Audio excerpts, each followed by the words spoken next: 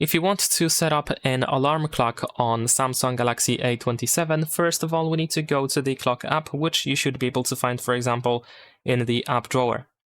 Once you open the clock app over here, you want to make sure that the alarms are selected, and you might even be able to find an example alarm, which you can use if you want to, just by tapping on this switcher over here. You should be able to turn it on or turn it off quite easily.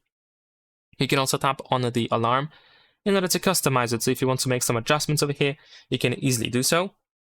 You can choose whether the alarm should be repeatable or not, and you can choose days of the week when the alarm should go off, or you can tap on this calendar to choose a specific date or day when the alarm should go off. You can set up the name for the alarm, you can change the sound. If you go to sound, you can also change the volume in case you have a separate volume for each alarm.